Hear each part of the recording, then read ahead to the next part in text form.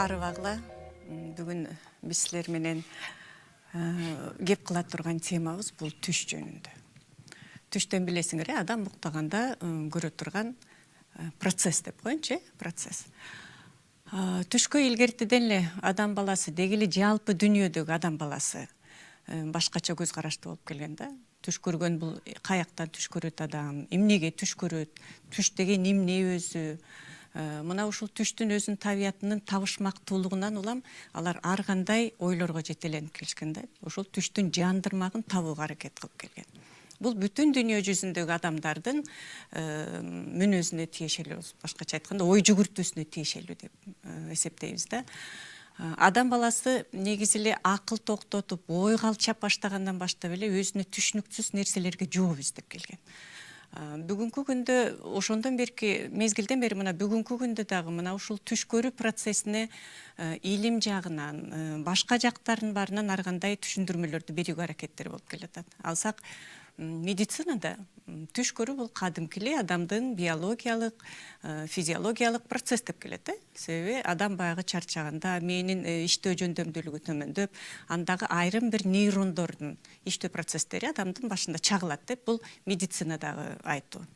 Мындан сырткары психология илими бар. Психология илиминде ал жерде түш бул адамдын түпкү тереңги эсине түшүү, погружение деп айтат, погружение в действительность, где я деп айтылат.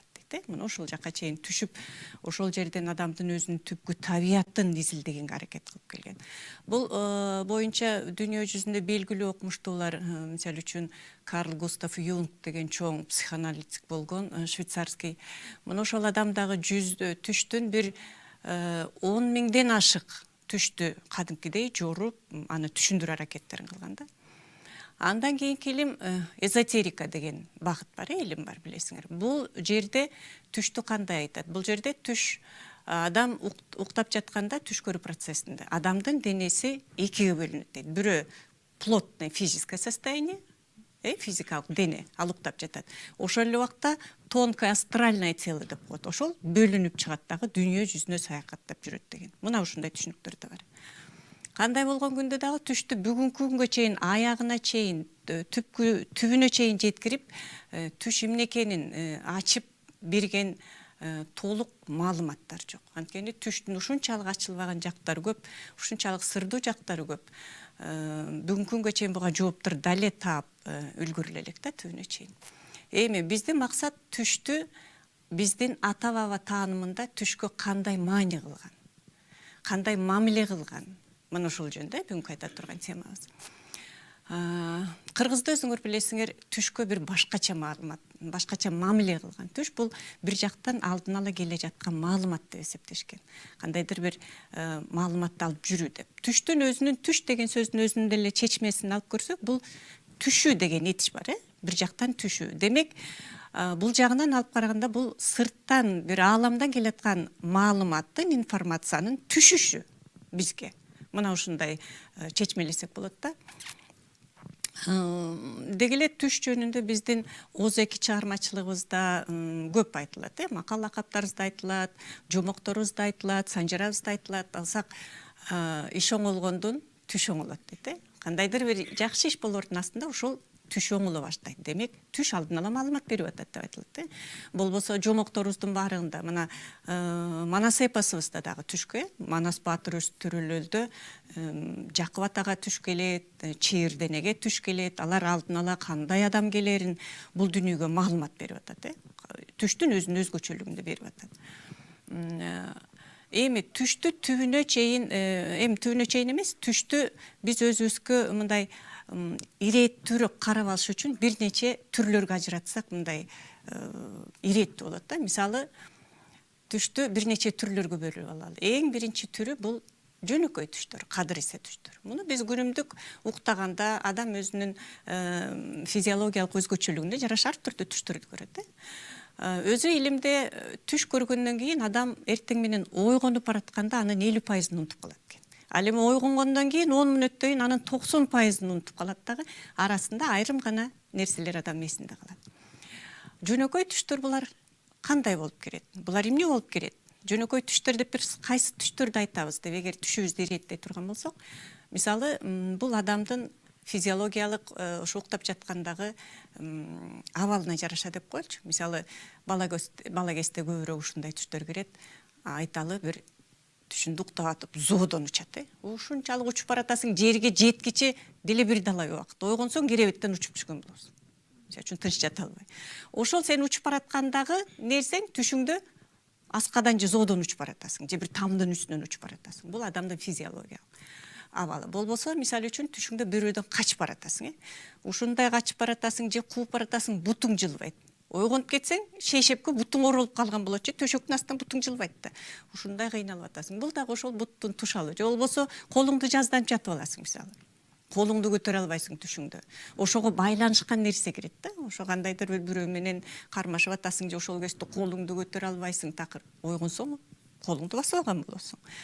Ошол адамдын организминдеги бир жүрүп жаткан процесс адамдын башына келет дагы, түш көрөт. Же болбосо мындан сырткары деле жөнөкөй эле кадыресе күнүмдүк иштеп жүргөн ишиндеги, же ойлонуп жүргөн нерсеси, же кичинекей балдар уктап жүргөн убактагы нерселердин баары түшкө кире берет. Мунун баары бул жөнөкөй кадыресе күнүмдүк түштөр. Бул адамдын өмүрүнүн бир 80-90% ушундай түштөр алат да көпчүлүгү. Түштүн экинчи түрүнө келсек, бул түштөгү маалымат алып жүрүүчү түштөр деп бөлсөк болот. Алдын ала маалымат алып жүрүүчү түштөр. Бул дагы биздин жашообузда бар, муну биз ар дайым угуп калабыз. Мисалы, буга көпчүлүгү бир ата-энелерибиз, силер алыс жакта жүргөндө ата-энеңер же апаңар түш көрүп анан чалат. Балам, түндө түшүмө кирип чыктың, деги тынч элесиңби дейт, ден соолугуң жакшыбы дейт. Анан кээде чын эле сен бир аз састым болуп жогоруп калсаң, ошо апаңдын түшүнө киришиң мүмкүн. Анткени эне менен баланын ортосундагы байланыш бар да.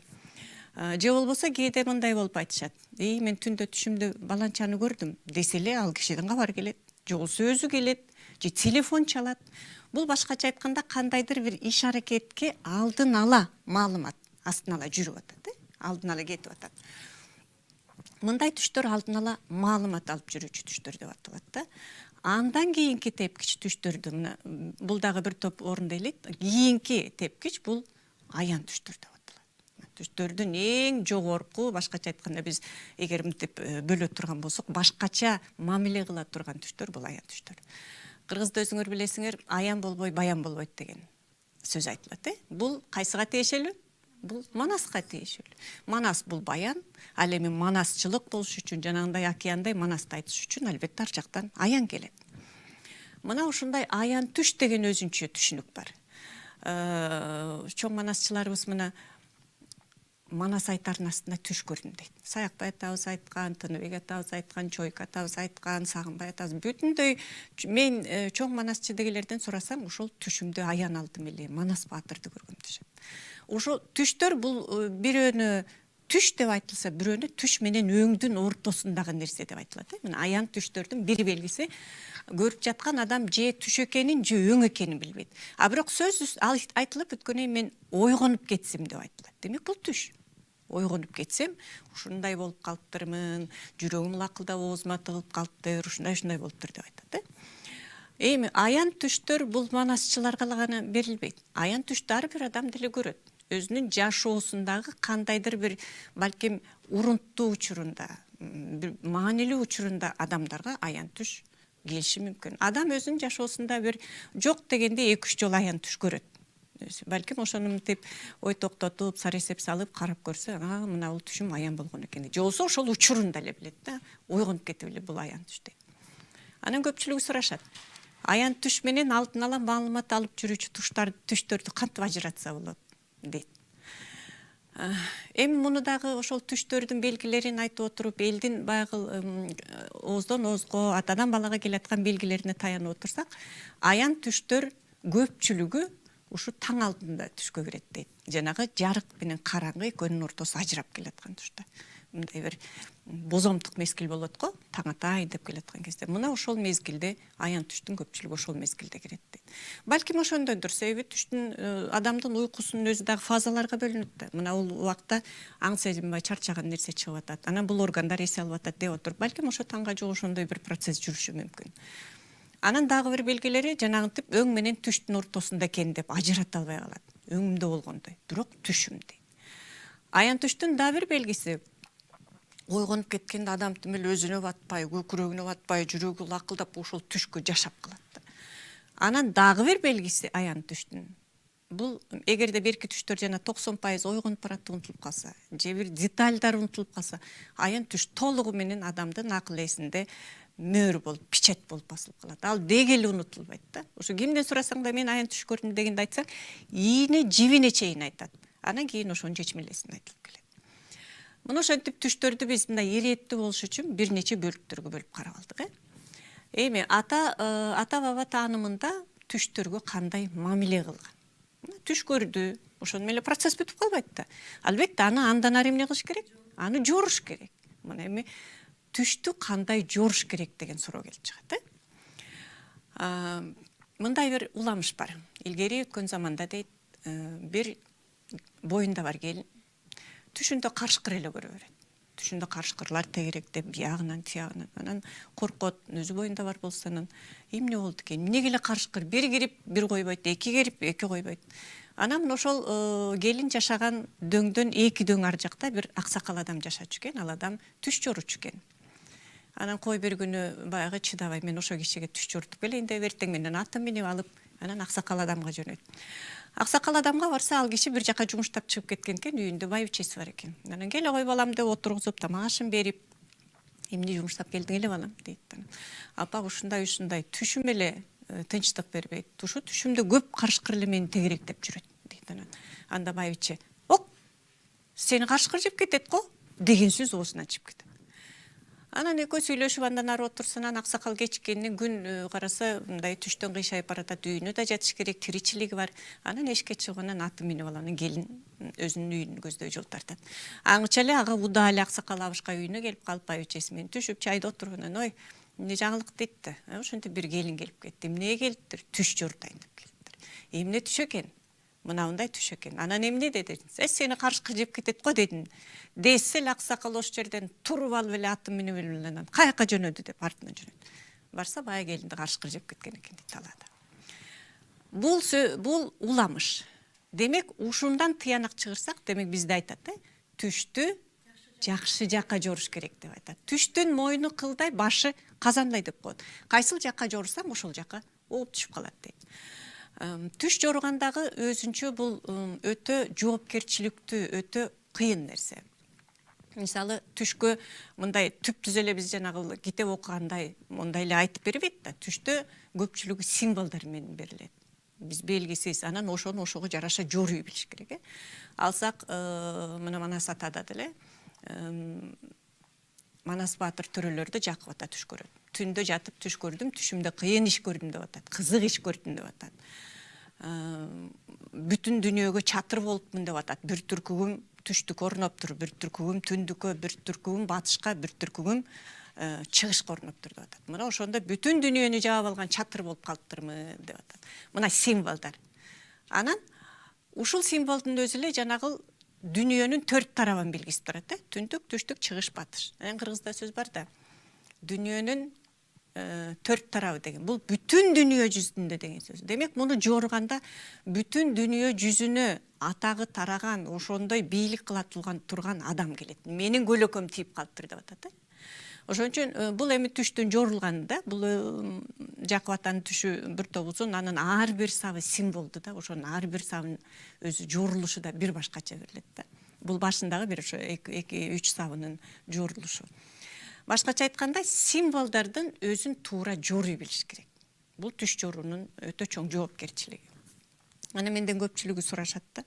Макул түштү көрдүң, ар кандай түш көрөсүң, жаман түш көрөсүң, жакшы түш көрөсүң, жакшыны го жоруса, мындай жакшы өзүң дагы эс алып каласың. Ал эми жаман түштү жакшылыкка жору деп атпайсызбы дейт. Эми ошентсе эле ошондой болуп ооп кетеби дейт. Мына ушул суроо азыр баарыңардын ичиңизде турат. Жаман түш көрсөң эле, жакшы жакка жорусаң эле ошондой болуп калабы дейт да. Бул өзү түш энергия деп атпайсызбы? Негизи бардык нерсе мынандай бычактын мизиндегидей туруп атат. Бул жорула элек түш мына бул жерде туруп атат. Муну оңго жорусаң оңго, солго жорусаң солго кыйшайт атабыз. Жанагы байбиченин мисалында. Мына бул жаман түштү жоруганда ошол оң жакка минтип ооп кетип эмес, жаман энергиянын оозун тосуп заглушка кылуу. Элестеттиңерби? Демек ал тескерисинче оң жакка айланып оң туш болуп бербейт. Жаман туш мисалы үчүн оң туш болуп бербейт. Бирок анын келаткан жолун бууп коет. Ал андан ары ишке ашуу процесси болбой калат да. Бул энергиянын плотный материяга айлануусу деп коеюнчу, ошондой болбой калат. Мындай нерсе илгертеден эле Кыргызда көп жасалып келген. Мисалы үчүн жанагы келаткан кырсыктын же бир жамандыктын астын тосуу иретинде садага чабуу деген болгон, бир жактан келгенде жанагы эчкинин өпкөсүн сууруп алып, ошону же болбосо кан чыгаруу деген болгон. Кан чыгаруу, кандайдыр бир жамандык келатканда кан чыгарып ошону менен токтотуп койгон. Бул трансформация дейт. Жаман нерсени жакшы нерсеге оодурбүй, айлантыбүй, трансформациялоо деп коет да. Ошол сыяктуу демек түштү дагы кандай болбосун, сагабы, жагабы, жакпайбы, кээде адам өзү бир жаман түш көрдүм деп кыжаалат болуп калат. Мына ошол кезде аны эң биринчи ооздон чыкканда аны жакшы жакка жоруш керек. Бул биринчи шарты. Эми дагы мындай бар. Жаман түш көргөндө эч кимге айтпайлы, жорубайлы, каяка барып айтат? Сууга барып айтат азаматсыңар. Эмне үчүн сууга айтат? Себеби суу бул энергетиканы өзүнө жакшы сиңирип алат, анан энергетиканы тазалай турган нерсе. Суу көп нерсе, мисалы үчүн бир жактан чарчап же ушинтип келгенде сууга жуунганда кадимкидей салат чу. Суу бүтүндөй энергетиканы үзө турган нерсе суу. Жана мисалы үчүн аккан сууга айтып ушуну менен агып кет деп коет. Бүгүнкү күндө мага суроо берип атышат, биз мындай этаж үйдүн шартында жасаганда кайсыл аккан сууга барабыз деп айтып атат. Албетте, эгерде сен ошону жоргуң келсе, ошо сууга айткың келсе, башка эч жерге айткың келбей атса, мен айтам, кир дагы кранга сууну агызып туруп айтып, бул дагы агып кетип атат. Оосун жаап, анан аркылууга артын карабай кирип кет деп. Негизгиси адам өзүнө ошондой ишенимди киргизиш керек да. Ошондо анан сен көңүлүң тынчып, жүрөгүң тынчып, бүт баары ордуна келет. Суудан башка илгерки чоң энелерибиз мисалы үчүн да, бирөө өзөндүн жанында жашайт, бирөө өзөндөн алыс жашайт. Эгер шар аккан сууга чейин жарым күндүк жол болсо, сен түшүмдү айтат элем деп ал жакка барбайсың да, туура. Илгерки чоң апаларыбыз түштү жанагындай жаман түш көргөндө чакышынакай мындай кесеге суудан куюп, анын үстүнө бир чымчым гүлдү салып, анан шыбырап ошол сууга түштөрүн айтып туруп, анан акырын чачып, анан ошол чыныны мындай керек алышка көмөрүп, эл баспаган жерге төгүп көмөрүп коюшкан. Эмне үчүн суу жана гүл? Сууну айттык, мына бул оттон чыккан гүл дагы энергетиканы сиңирип алуу касиетине ээ. Бизде көп айтышат, эшикте төгүлгөн гүлдү тебелебе дейт. Гүлгө ойнобо, гүлдү тебелебе, гүлгө барба, бутуң оорукчал болуп калат деп энелер ушинтип айтышат. Себеби гүл өзү ачык жерде жаткан гүл ошол тегерек четтеги терс энергетиканын баарын өзүнө тартып алган. Демек ал жерде терс энергия бар. Ага сен ойносоң, тебелесең, албетте ошо терс энергия жугушат. Ал эми оттон чыккан жаңы гүл, ал энергияны, эч терс энергияны айта элек, а сен аны сууга салып атасың, анан энергияны чыгарып атасың. Анан ал өзүнө алып атат.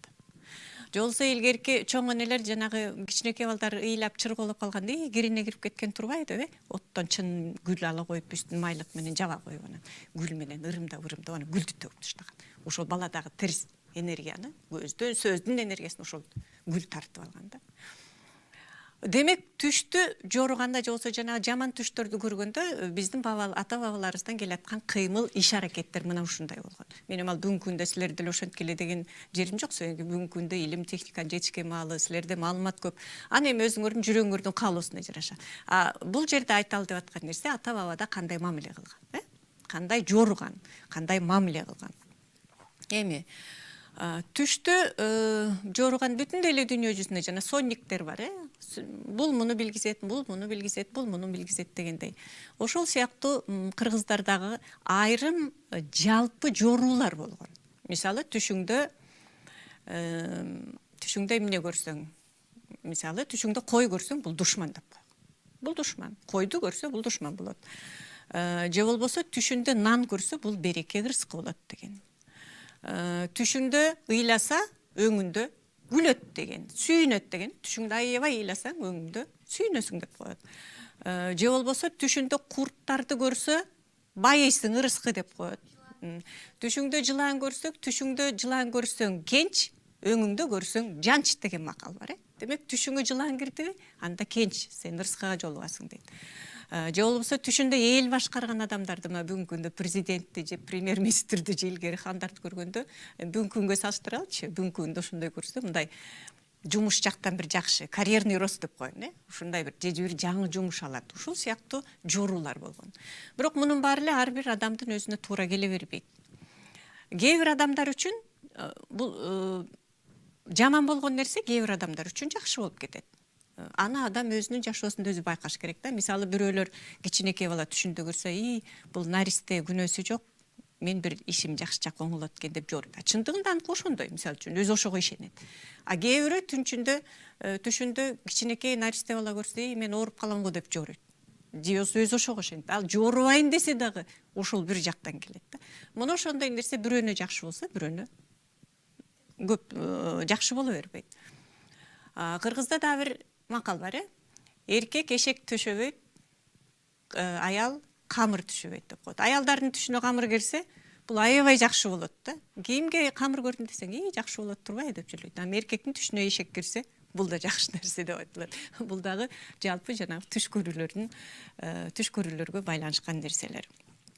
Эми бул жанагы мунун арасында айрымдары жана маалымат ала жүрүүчү да. Мисалы үчүн жана айтып атпайсыңбы? Жылан көрдүм, жылан көрсөң генч, демек алдыда бир сени ырыскы күтүп турат деген. Бул дагы ошо маалымат берүүчү түштөрдүн бир катарына кирет. Түшкө кыргыздар жөн эле аны көрүп, аны жоруп, ушинтип койбостон түштү сатып алган. Уктуңар беле? Түш сатылат да, жана түш сатып алат. Бул илгерки жомокторубузда, уламыштарыбызда көп айтылат. Мисалы, бир жомок бар, жомокто бир бала коюн кайтарып жүрүп, койдун четине жатып уктап кетет. Анан уктап атса, экинчи да бир бала коюн жайып айдап келатат да тиякта. Анан караса тиги уктап атат, койлордун баары чачылып кеткен. Анан чуркап барып ойготот. Коюң баары чачылып кетпедиби? Деп ойготсо, тура калып эле беркини жакадан алат. Сен эмне мен жакшы түш көрүп атсам, ойготуп ийесиң дейт. Эмне болду, эмне түш десе, түшүмдө башыма күн тууп, аягыма ай тууп, орто жериме чолпон жылдыз тууп атты эле. Анан эми сен түшүнгө болуптур, карачы. Ата энеңе тил угасың, коюңдун баары чачылып кетти го дейт. Ушул түшүңдү сатасыңбы мага дейт. Тиги сатам дейт. Эмне аласың? Кантип сатасың? Могул коюңдун баарын бер дейт. Эме ал. Баягы түшкө коюн баарын берип алып, түшүн сатып алып, анан келет, үйүнө келет ата энесине. Койгана, ушинтип түш сатып алдым. Ошол жерден ата энеси аябай урушуп туруп баланы кууп жиберет. Жомокто. А бала болсо жүрүп отуруп, көп кыйынчылыктар башынан өтүп, ушинтип отуруп аягында бир хан болуп шайланат, ортодо окуя көп. Анан ошондо айтылат, баягы башына күн тууп, аягына ай тууп, ортодо чолпон жылдыз тууп аткан түш эми келди деп айтылат. Мына көрдүңөр, сатып алган. А тигил болсо кою менен калып калды. Биздин санжырабызда дагы ушундай баягы оздон озго айтылып калган түштөр бар да. Мисалы, Сарбагыш уруусунда Ниязбек ата деген бар болгон. Ниязбектин сегизбек, телегейи тегизбек деген элде сөз бар. Ушул отургандарыңардын балким ошол Ниязбек атанын тукумдарынан болушуңуздар мүмкүн. Мына ошол баягы санжырада айтылат да, Ниязбек ата бир күнү көптөн берки жолуга элек досуна жолугуп калат экен. Анан экөө аңгеме дүкөн куруп отуруп талаадан баягы көптөн бери көрүшө элек курбулар аттарын байлап коюп, чаначтагы кымыздарын алып келип, астына тамак ашын жайып койгон. Аябай сырдашып, сыр чечишип отуруп, анан бир кезде досу айтат экен. Ушу мен бир түш эле тынчымды алып жүрөт. Көптөн бери тынчымды алып, эмне кыларымды билбейм, же кимге айтарымды билбейм, жаман кыйналып кыжаалат болдум дейт. Эмне түш экен десе, ушу түшүмдө мен бийик чокуга чыгат экем дейт. Анан ошол чокунун үстүндө карап турсам, сай-сай өзөн кетет экен. Мына ошол ар бир өзөн менен жылга менен карышкырлар жылып мени көздөй өйдөлөп чыгып атат дейт экен. Мен ошондон коркуп, ушундай жаалдуу карышкырлар дейт. Анан Ниязбек ата өзү дагы жөн киши болгон эмес, анын дагы мындай бир акылы тунук, ушундай адам болгон. Анан сатасыңбы ушул түшүңдү дейт. Сатам. Курбулар бири-бири менен тамашалашты. Саттым түшүмдү дейт. Мына эмесе түшүңдүн акысы деп минип жүргөн атын ээр токум менен Ниязбек атага карматат. Ниязбек ата тиги досуна карматат да үйүнө келет. Кийин өзүңөр билесиңер, Ниязбек атадан 8 бала төрөлгөн. 8 баласы 8 жерде бек болгон. Бир адамдын 8 баласы болуп, 8 жерде бек болуштун өзү бул өзүнчө керемет да. Азыркы күндө 10 балаң болсо, 10 жерге бек болот дегенди элестеттик. 3 эле баласы болсо 3 жерге бек болсо кандай, 8 Ниязбектин 8 бек, Телегей 8 бек деген мына ушул жактан келген да. Мына ошол түштү ошого жорушат да, жана карышкыр деп. Карышкыр бул бөрү, бул көкжал, кыргыздарда көкжал. Карышкырды көкжал деп атайт эмес. Демек жанагы бек балдары көкжал болуп бек болуп чыккан. Бул биздин Санжырадагы түштү сатып алуу жана сатуу деген нерселерге тиешелүү да. Анан дагы бир мындай бир бала киши түш көрбөйт деп коет. Кичинекейиңерде силерди билбейм, мен кичинекейимде түш көрүп атын эме айтып келсем, бала киши кантип түш көрсүн? Же болбосо бирдекесиң түшүң түлкүнүн богу деп койгон, түшүң түлкүнүн богу деп коет. Бар ойну бала киши кантип түш көрсүн деп коет. Түлкүнүн богу дегени бир чети жанагы трансформация.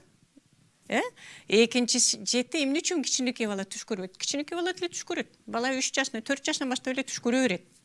Бирок ошол баланын түшү, ошол баланын бала биринчиден таза. Ага кандай түш келет, туурабы? Экинчиден баланын өзүнүн психикасы мындай туруктуу эмес, неустойчивый деген. Эгерде ал ошондон ары ата энанын түшүн жоруп, мындай болот экен балам айтчы түшүң эмне дей турган болсо, баланын андай энергияны кабыл алганганын психикасы туруштук бере алган эмес. Ошондуктан аларды алдын ала бала киши түш көрбөйт деп ошол маалыматты жаап коюшкан атын эле. Көрдүңбү?